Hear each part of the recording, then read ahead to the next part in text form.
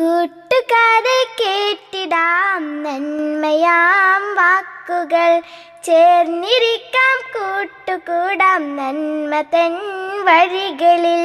തേൻമൊഴികൾ കേട്ടിടാം നന്മകൾ പഠിച്ചിടാം. തേൻമൊഴി നന്മയുടെ വഴി. അസ്സലാമു അലൈക്കും വറഹ്മത്തുള്ളാഹി. ബിസ്മില്ലാ അൽഹംദുലില്ലാ. ഇന്നത്തെ തേൻമൊഴിയിൽ നമ്മളൊരു കഥ പറഞ്ഞുകൊണ്ടാണ് തുടങ്ങുന്നത്.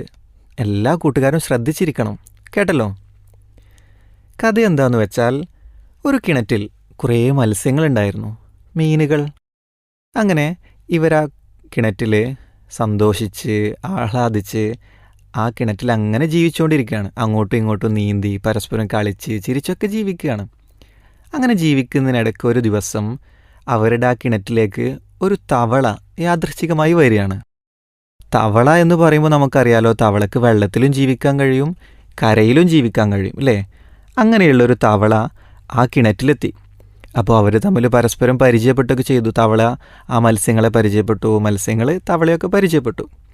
അപ്പോൾ അതിൻ്റെ അടിസ്ഥാനത്തിൽ തവളക്ക് അവരുടെ ഒരു സൗഹൃദവും സ്നേഹമൊക്കെ ഉണ്ടായല്ലോ. അതുകൊണ്ട് തന്നെ ആ മീനുകൾക്ക്, മത്സ്യങ്ങൾക്ക് ഒന്നും സംഭവിക്കാതിരിക്കാൻ വേണ്ടി അവർക്ക് വന്നേക്കാവുന്ന ഒരു അപകടത്തെക്കുറിച്ച് ഈ തവള ഇങ്ങനെ പറഞ്ഞു കൊടുക്കുകയാണ്. എന്തൊക്കെയാണ് പറഞ്ഞു കൊടുത്തിട്ടുണ്ടാവുക? അതെ, ഈ കര എന്ന് പറയുന്നൊരു സ്ഥലമുണ്ട് ഈ കിണറ്റിന് പുറത്ത്. അവിടെ മനുഷ്യന്മാരെന്ന് പറയുന്ന വലിയ വലിയ ആളുകളുണ്ട്. അവരെന്ത് ചെയ്യും? ഒരു പക്ഷേ നമ്മെ പോലെയുള്ള ഈ മത്സ്യങ്ങളൊക്കെ പിടിക്കാൻ വേണ്ടി, നിങ്ങളെപ്പോലെയുള്ള മത്സ്യങ്ങളെ പിടിക്കാൻ വേണ്ടി, എന്നിട്ട് അവർക്ക് കറി വെക്കാനൊക്കെ വേണ്ടിയിട്ട് ചൂണ്ടൊക്കെ നമ്മുടെ കിണറ്റിലേക്ക് ഇട്ടേക്കാം. ആ സമയത്ത് നമ്മൾ അതിലൊന്നും പോയി കൊത്തരുത്, അങ്ങനെ കൊത്തിക്കഴിഞ്ഞാൽ നമ്മുടെ ജീവൻ പോകും എന്നൊക്കെ പറഞ്ഞ് കരയിലുള്ള മനുഷ്യരെക്കുറിച്ചും ആ ലോകത്തെക്കുറിച്ചൊക്കെ ഇങ്ങനെ പറയാണ്. അങ്ങനെ പറയുമ്പോൾ ഈ മത്സ്യങ്ങൾ നമുക്കറിയാലോ, കിണറ്റിൽ മാത്രം ജീവിക്കുന്ന ആളുകളാണ്, അവർ കരയൊന്നും കണ്ടിട്ടില്ല. അതുകൊണ്ട് തന്നെ ഈ മത്സ്യങ്ങൾ ഈ തവളയെ കളിയാക്കാൻ തുടങ്ങി. അവർ വിചാരിച്ച എന്താ അറിയോ, ഈ തവള വെറുതെ കളവ് പറയാണ്, നമ്മളെ പറ്റിക്കാൻ വേണ്ടി എന്തൊക്കെയോ പറയാണ് എന്നാണ് ഈ മത്സ്യങ്ങൾ വിചാരിച്ചത്. അതുകൊണ്ട് തന്നെ ഈ മത്സ്യങ്ങൾ തവള പറഞ്ഞൊന്നും കാര്യമാക്കിയില്ല. അവർ പഴയ പോലെ തന്നെ ഇങ്ങനെ ആഹ്ലാദിച്ച് സന്തോഷിച്ച് അങ്ങനെ ജീവിക്കാൻ തുടങ്ങി.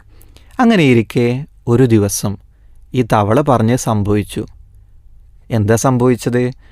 കുറച്ച് മനുഷ്യന്മാർ വന്നിട്ട് ഈ കിണറ്റിൽ ഒരുപാട് വലിയ വലിയ മീനുകളുണ്ടല്ലോ, അതുകൊണ്ട് അതിനൊക്കെ പിടിച്ച് നമുക്ക് കറി വെക്കാം എന്ന് തീരുമാനിച്ചിട്ട് അവരെന്ത് ചെയ്തു അറിയോ? ഈ മനുഷ്യന്മാർ ഒരു ചൂണ്ടയൊക്കെ ഉണ്ടാക്കി ഈ കിണറ്റിലേക്ക് ഇങ്ങനെ താഴ്ത്തി കൊടുത്തു.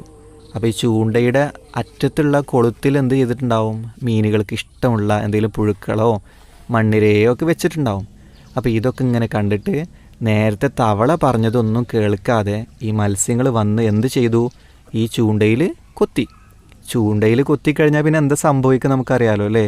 ആ ചൂണ്ട അവരുടെ കഴുത്തിൽ മുറുകും, അങ്ങനെ അവർ പെടഞ്ഞ് മരിക്കും. അങ്ങനെയല്ലേ സംഭവിക്കുക? അപ്പോൾ അതുപോലെ തന്നെ സംഭവിച്ചു. എന്തുകൊണ്ടാണ് ഇപ്പോൾ ഈ കഥയിൽ ഈ മത്സ്യങ്ങൾക്ക് അപകടം സംഭവിച്ചത്? കരയെക്കുറിച്ചൊക്കെ അറിയുന്ന ആ തവള പറഞ്ഞത് കേൾക്കാത്തതുകൊണ്ടല്ലേ? ഓക്കെ, അപ്പോൾ കഥ ഇതാണ്. ഈ കഥയിലുള്ള നമുക്കുള്ള ഗുണപാഠം എന്താണ്? നമുക്കറിയാലോ കൂട്ടുകാരെ, നമുക്കും ഇതുപോലെ നമ്മളിപ്പോൾ ഈ ജീവിക്കുന്ന ഈ ലോകമല്ലാതെ മറ്റൊരു പരലോകം വരാനുണ്ട്, അല്ലേ? ആ പരലോകത്തെക്കുറിച്ച് നമുക്ക് പറഞ്ഞു തരാൻ, അതൊക്കെ അള്ളാഹുവിൽ നിന്ന് അറിഞ്ഞ ഒരു പ്രവാചകൻ, നമ്മുടെ സ്വന്തം മുഹമ്മദ് നബി സല്ലല്ലാഹു അലൈഹി വസല്ലം വന്നിട്ടുണ്ടായിരുന്നു, അല്ലേ? അങ്ങനെ നബി സല്ലല്ലാഹു അലൈഹി വസല്ലം നമുക്ക് പരലോകത്തെക്കുറിച്ച്, അവിടുത്തെ അപകടങ്ങളെക്കുറിച്ചൊക്കെ പറഞ്ഞു തന്നിട്ടുണ്ട്, ഇല്ലേ? ഇവിടെ ഈ മത്സ്യങ്ങളെ പോലെ ചില ആളുകൾ എന്ത് ചെയ്യുമെന്നറിയോ? ഈ നബി സല്ലല്ലാഹു അലൈഹി വസല്ലം പറഞ്ഞതൊക്കെ കേൾക്കാതെ അങ്ങനൊരു പരലോകമൊന്നുമില്ല, ഈ ലോകം മാത്രമേ ഉള്ളൂ എന്നൊക്കെ പറഞ്ഞ് നബി സല്ലല്ലാഹു അലൈഹി വസല്ലമയെ അദ്ദേഹത്തിൻ്റെ വാക്കുകളൊക്കെ കളവാക്കിക്കൊണ്ട് ജീവിക്കുന്ന ഒരുപാട് ആളുകളുണ്ട്. നമ്മളങ്ങനെ ജീവിച്ചാൽ നമ്മളും ഈ മത്സ്യങ്ങളെപ്പോലെ അപകടത്തിൽ പെട്ടുപോവില്ലേ? അതുകൊണ്ട് ബുദ്ധിയുള്ള കുട്ടികളാണെങ്കിൽ, ബുദ്ധിയുള്ള ആളുകളാണെങ്കിൽ നമ്മൾ എന്താ ചെയ്യുക? അങ്ങനെ ഒരു നല്ല മനുഷ്യൻ വന്ന് നമുക്ക് ചില കാര്യങ്ങളൊക്കെ പറഞ്ഞു തന്നത് കൊണ്ട് തന്നെ നമ്മൾ എന്തു ചെയ്യണം? നബി സല്ലല്ലാഹു അലൈഹി വസല്ലമ പഠിപ്പിച്ച പരലോകത്ത് രക്ഷപ്പെടാനുള്ള വഴികളൊക്കെ സ്വീകരിക്കണം. അതിനെ കളവാക്കുന്ന ആളുകളുടെ കൂടെ നമ്മൾ കൂടാൻ പാടില്ല. അതാണ് ബുദ്ധിയുള്ള കുട്ടികളെന്ന നിലയ്ക്ക് നമ്മൾ ചെയ്യേണ്ടത്. അതാണ് നമുക്ക് ഈ കഥയുടെ ഗുണപാഠവുമായി ചേർത്ത് നമുക്ക് മനസ്സിലാക്കാനുള്ള ഒരു കാര്യം. ഓക്കെ ആണല്ലോ?